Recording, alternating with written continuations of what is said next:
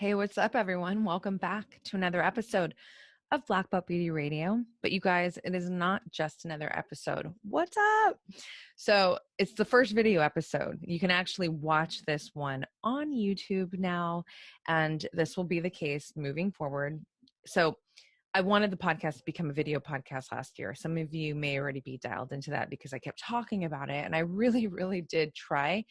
It was just too much of a lift with everything else that I had going on. It wasn't the right time. So it didn't happen. And that's okay because, here we are now. And I'm viewing this as one of the positive things that has come from the COVID-19 quarantine. So, being in person with my guests will always be my favorite. And I really do look forward to when I can do that again.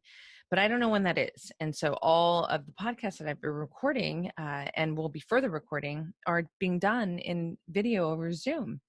So I thought now's the time to just upload these videos to YouTube. While it is not this grand production and I am not in my studio, but who cares, right? Like, I don't personally, when I'm watching a podcast, I don't care about the production, the setting. I care about the content. And, I know that, all of my guests that have recently been on and I've recorded with and the guests that I have coming are fucking epic. And so I really do trust that you guys will appreciate, not just now being able to, listen to the podcast, but now being able to see it. And, it's almost like this added challenge for myself that my very first video would be me in a solo. So like, hi, let me just stare into this camera.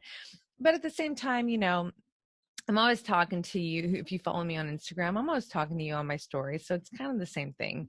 But solosodes are tricky. It's hard to kind of wrap out for whatever, 20, 30 minutes, whatever it ends up being, sometimes longer, just on your own. But here we are, and I'm going to give it my best go because I do have an idea of a topic that, I had a couple ideas for today's subject, but this one just kept beating the rest. So I'm like, all right, let's run with this one and see what happens.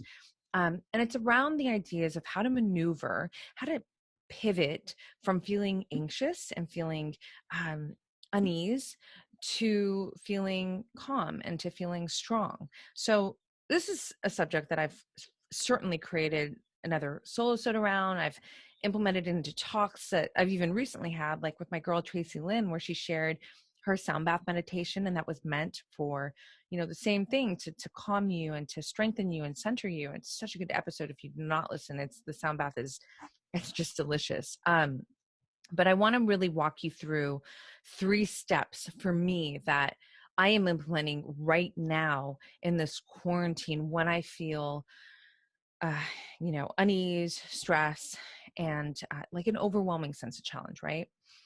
Because it's a little different now. Like, one of the methods that I've shared before in a solo set around this subject was, running, being in nature. So I live at the beach, and I, love my beach runs, my beach walks, and I don't have access to that now. I mean, gratefully, I still have the ocean, views, and I can feel it, but it's not the same as like going in the ocean, like putting your feet in the sand. So that method to, soothe me is and like pivot this energy is not accessible to me right now. So that being said, I think it's important to, in your own life, like maybe you live by trails and that's normally your go-to when you feel stressed out or something. And now you can't do that. So, how do we navigate around these emotions and pivot them into, feelings of calm, feelings of strength, feelings of,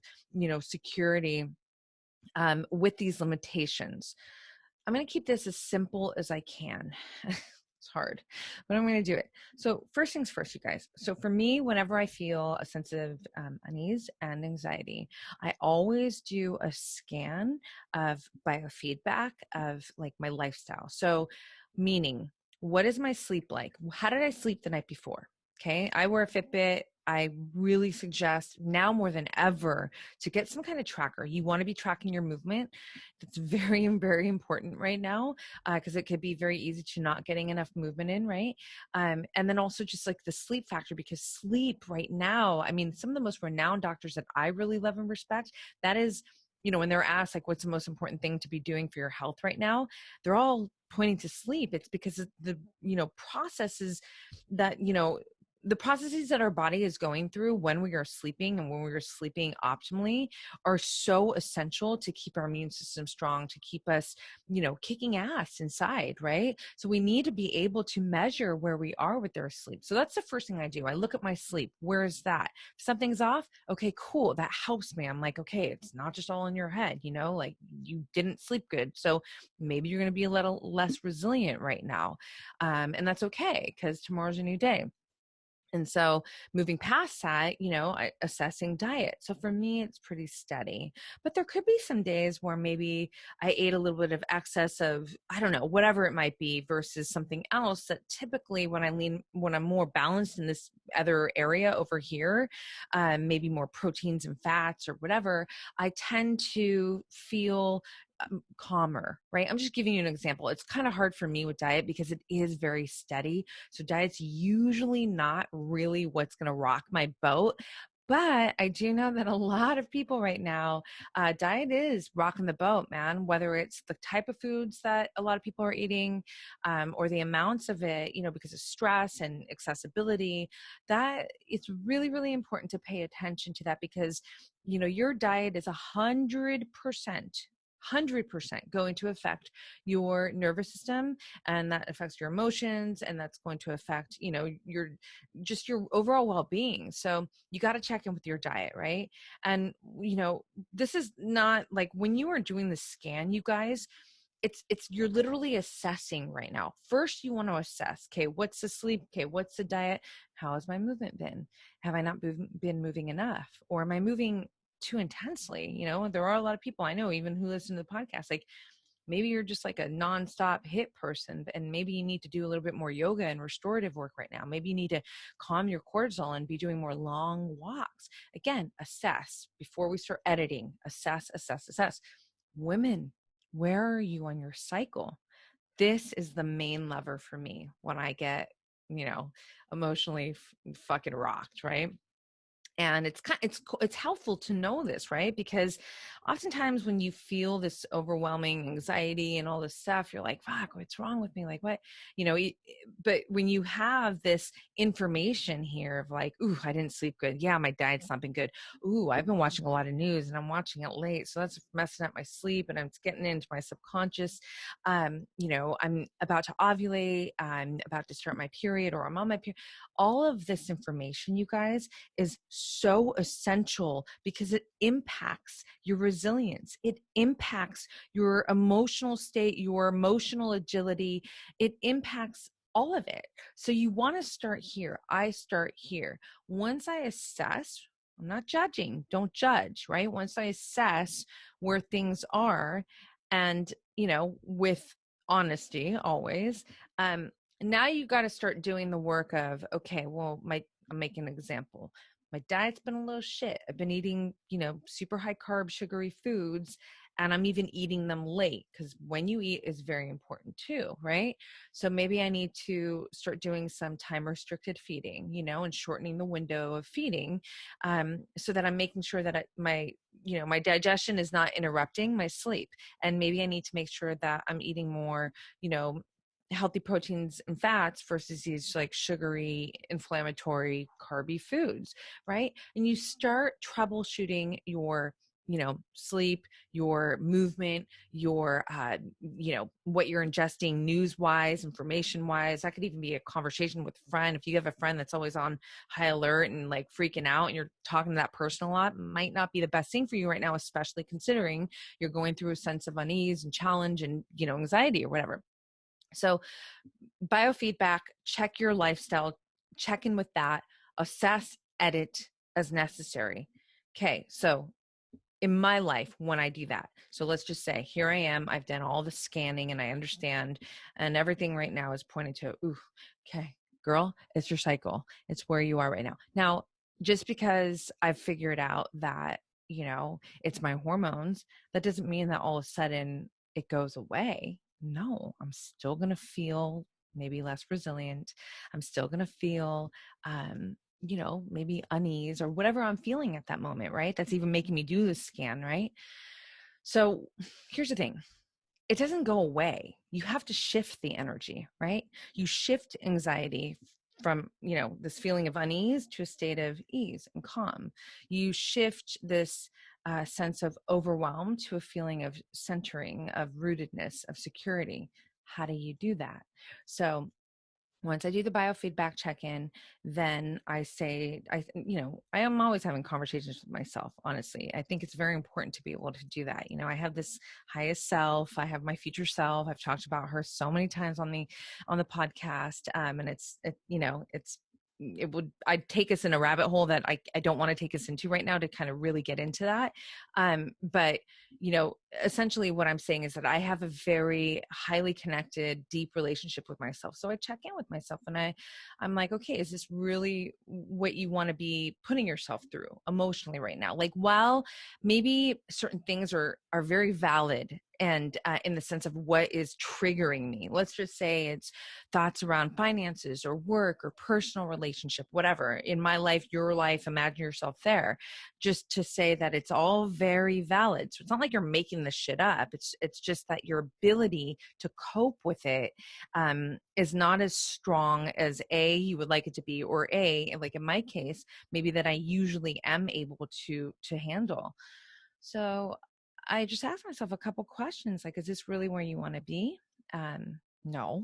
Okay, so are these thoughts and these emotions going to support you to feel good? Are they going to support you to produce the kind of work that you want to produce? Are they going to support you to have a great day? So once I go through all these, kind of self-inquiry questions, and, the answer is like, no, this is not. Okay, cool. So what are we going to do about it? So for me, what I like to do is I like to get physical. And what I choose to do will always be different. And you got to have a very, you got to be very self-connected. And you don't need to be an expert.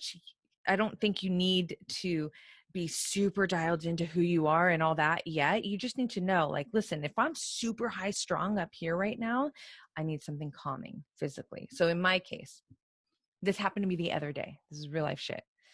I couldn't figure out. I'm like, okay, I was feeling unease. I was getting ready. Cycle was about to start. And, I checked in. I did all the things. I knew it. Like, oh shit, here it comes. And I was like, okay, what do I thought at first it was going to be sprints and hit. And, it wasn't that. Like, that wasn't just hitting it for me. It almost felt like, no, I'm already almost there in this kind of hit mode in my mind. So what do I need? I don't want to just do yoga though. I love yoga, but like, I don't want something just super, and so it was like, I need to go lift weights. I need to feel my strength. I can take my time. So it's not this super fast beast mode, but I need to feel how strong I am. And I'll tell you, that fucking worked, because here I am in this feeling of I don't feel that strong mentally, right? Which is not the norm for me. So when I go and I start deadlifting, 100 and, whatever, 35 to 55 pounds, like, I feel fucking strong, and I came out of that session feeling completely reverted. So here I am, like, I've took this feeling of I don't feel strong, I feel unease, and I just completely pivoted it. I transmuted it. That's the thing that's so important. If you're waiting for the feeling to go away, you're going to be waiting forever. It doesn't go away. You have to shift it. You have to give it like another home, right? You need to you have to recreate it, reposition this emotion in you to be something else. So, sometimes I know a lot of people will go to meditation for this, right? And I love meditation, talk about it all the time. I meditate every single morning. Like, I will never cheat on my meditation because it's a date with myself. And I love that date. Like, I get to hang out with my future self. I love it. I love it. I love it. I'm obsessed. I need it. And it always serves me. When I leave meditation, I am always better for it. And it's how I start my day. But for me in my life, you guys, when I, let's just say, like, I started the day, I did my meditation, and I'm moving through the day, and I feel like just the feelings that we're talking about, like unease and, just not strong, and anxiety and all that stuff. Yeah, it's really hard for me to actually sit down and just be like, okay, let me meditate. And I know for some people you can do it, and that's awesome. For me, I need to get physical. Science has proven that when we change our physiological state, we change our emotional state.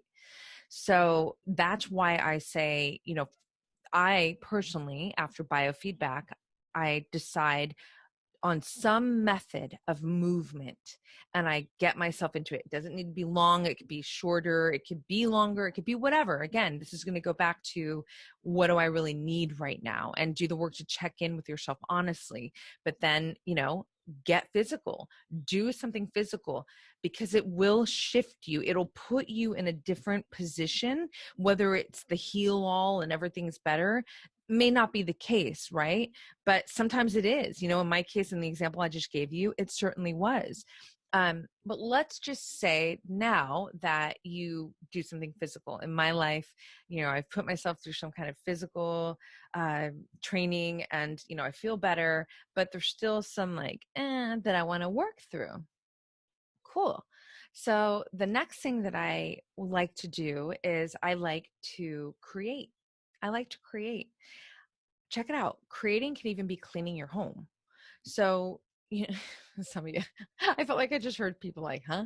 For me, I'm a neat freak. I love clean, right? I just do. It's my home is energy that's alive, and I have a lot of respect for it. And I'm an artist, and I want everything in my environment to look and feel beautiful at all times, And so, I say that just because there's not a lot of cleaning that has to really go down in my home, but you could always dust something. You could always get a little clean that cabinet out, and it's super relaxing. So why am I using cleaning as an example? Because maybe when you hear the word create, that applies pressure. Or what am I supposed to do? Paint a fucking painting? I don't even have paints. Right. I get it. But I want to give you different examples of creating. Creating can be a dish in the kitchen, like a recipe. I know a lot of people love to bake when, they get stressed out. I love that idea. I just think it's a little tricky if you're going to just eat the whole cake that you just made. I don't think that that's a good thing to do. But I do love the idea of exploring the kitchen and, creating some kind of recipe. It's very, very meditative to cook. It is for me. I know it can be stressful for some people. Okay, so if you're one of those individuals who get stressed out by cooking, well, what is something else you can do that's creative? Is it organizing your closet? That is creating. It's just understanding that create doesn't have to be Picasso.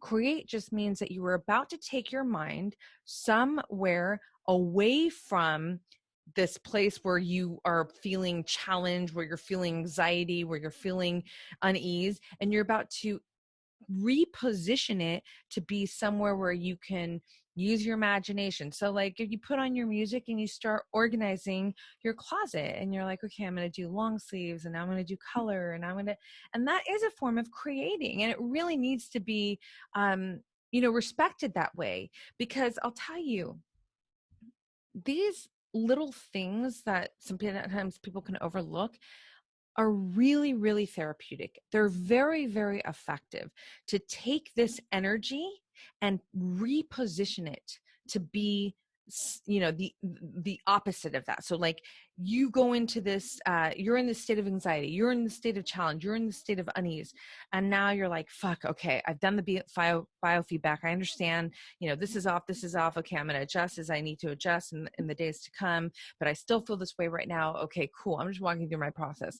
So I'm going to, do a little bit of yoga. Okay, great. Did a little bit of yoga, and I feel a lot better, but there's just some stuff that I still want to shake off of me. Okay, great. So I'm going to put on some music, and I'm going to start organizing my closet. Or I'm going to, if you're a mommy, you're going to sit down and grab the coloring books and start, coloring with your kids. I mean, I know everyone's life is so different, and obviously I can't sit here and, give all of you individual examples, but I don't think I need to. You guys are fucking smart, and you can take the ideas, the overarching ideas that I'm giving to you, and create them to fit into your own life. So step number 1, biofeedback environment. What is your life, from a health standpoint doing for you? What's happening there? Number 2, do something physical. Shift your emotional state by doing something physical. It is highly effective. If it doesn't completely shift your energy.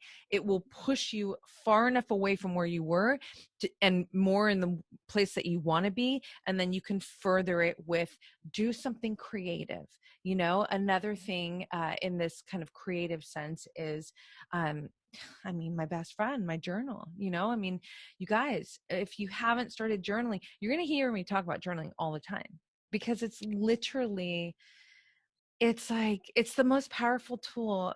And when I started journaling as a young girl, it wasn't a tool, it wasn't this conscious decision of, I'm going to use this tool. It was just that I just had expression that had to come out of me. Like I just had to release it, and I could do that in a journal. And then fast forward, 41 years old, about to be 42 next month. Holy shit.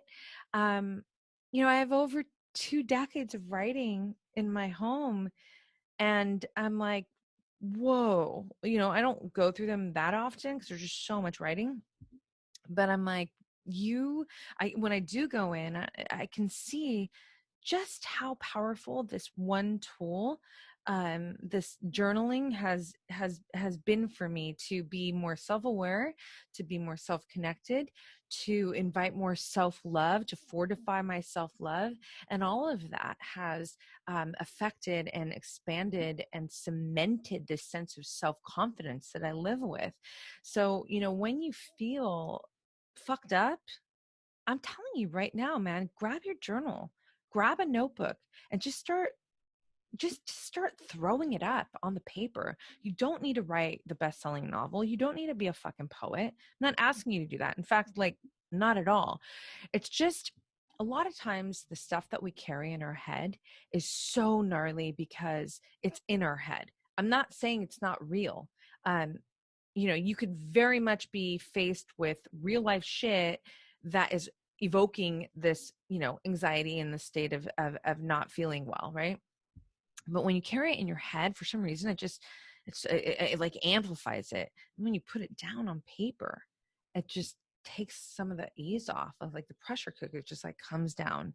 And then, from that point, you can actually look at your writing and you can start to assess, is this true? Okay, well, how can I work around this? Well, could I shift this here? You could just start becoming more, connected with your thought process, with the scenario. And then you can start to even move into visualization through your writing, acting as if, well, what's the solution to this? And what do I want to come of this? What do I want to manifest, from, how to maneuver around this shit? I'm just saying, pick up the pen, grab a notebook or a journal, and really exercise this powerful tool of self-connection by just releasing your thoughts, releasing your emotions out on the paper, and just get it out of you, you guys. Get it out. Those are my go-tos right now. Those are really my go-tos. Okay, and look, outside of all of that, I do believe that having a great counsel is important, meaning people that you can call. Why I don't go there first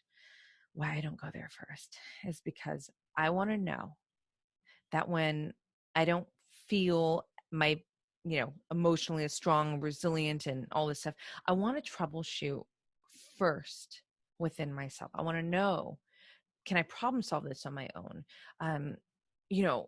I want to lean into myself so that I can be more self-reliant, so that I can generate this self-trust. So when I am able to troubleshoot and soothe myself and strengthen myself and pivot these emotions, I'm not saying, I want to be very clear on this, because I know that there are times where you really do need to go and talk to someone, and that's a very different conversation.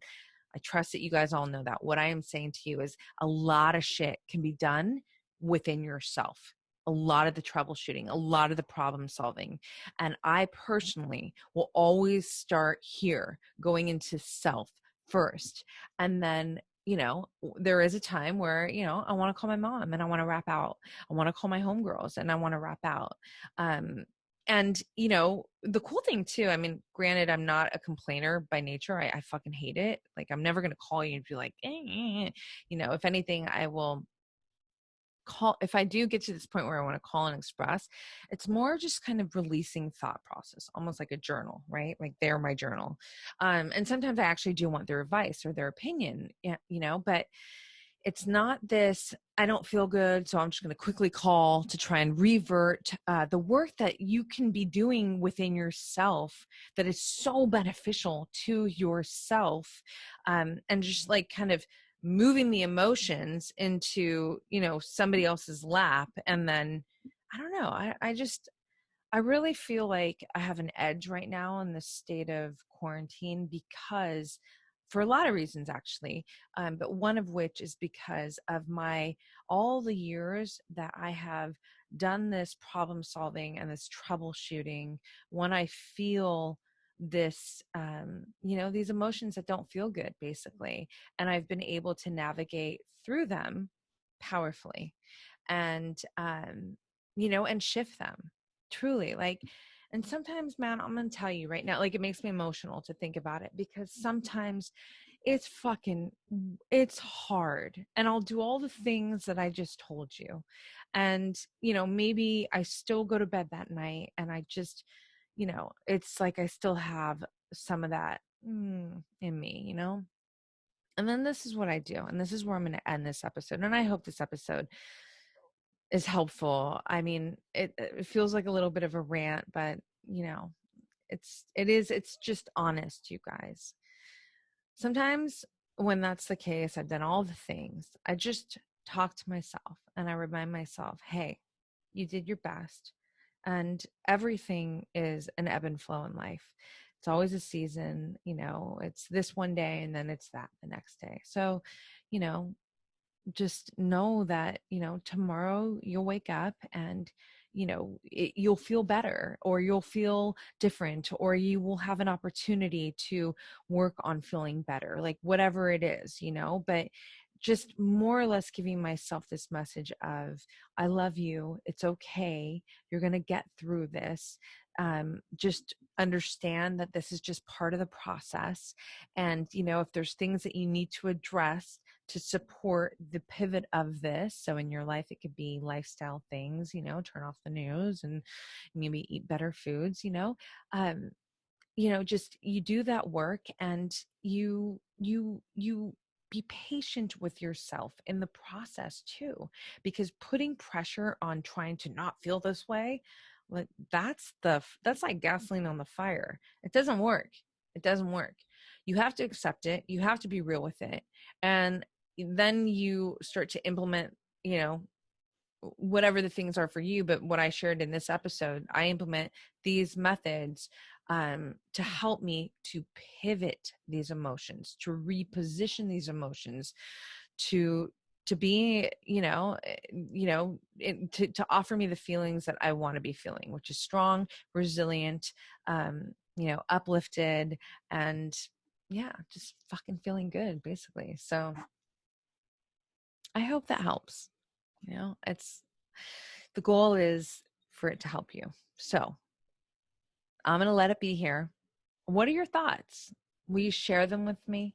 I would love to know so much. And even just having the video up, like, please give me some feedback. DM me on Instagram, Roxy Look, Black Belt Beauty. Talk with me. I love connecting with you. If you have DM me, you already know that I'm going to, follow up with, my appreciation, and I'm going to be there with you, because I really do want this to be a conversation that's just ongoing with us, So anyways, I love you guys. Thank you so much for tuning in. I appreciate you so, so much. And next week, man, all the episodes coming are fire. So I'm excited, and I hope you are too. I love you guys. I'll see you next week. Literally see you. Okay, bye.